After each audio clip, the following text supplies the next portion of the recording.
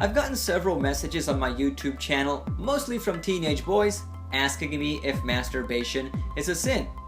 The Bible never specifically addresses masturbation, but there's no doubt that the actions that almost always lead to masturbation are sinful. Masturbating often involves lusting after women and or the viewing of pornography. And Jesus said in Matthew chapter 5 verses 27 through 28, "Ye have heard that it was said by them of old time, Thou shalt not commit adultery. But I say unto you, that whosoever looketh on a woman to lust after her hath committed adultery with her already in his heart." By masturbating and lusting after women, you are basically committing spiritual adultery. Masturbation also displays a lack of self-control, and the Bible tells us to practice self-control. I like how Romans chapter 6 verse 13 puts it in the NIV Bible. It says, "Do not offer any part of yourselves to sin as an instrument of wickedness, but rather offer yourselves to God as those who have been brought from death to life, and offer every part of yourself to Him as an instrument of righteousness." Can your sexual organs be used as an instrument of wickedness? You better believe it, especially if you are masturbating to pornography or while having sexual fantasies of women. A few people have asked me how to stop masturbating. My best advice is to get married.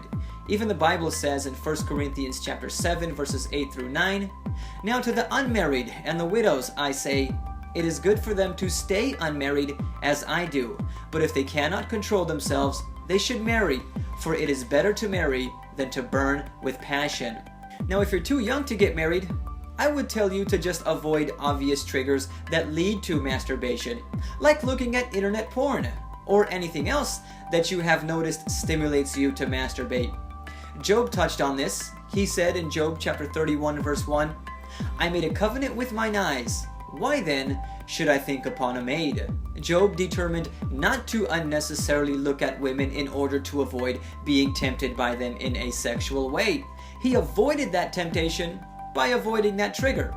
Now, sexual temptations are among the strongest temptations that we have. So of course, pray about them. God will give you power to overcome your sexual lusts. 1 Corinthians chapter 10 verse 13 says, "There hath no temptation taken you, but such as is common to man.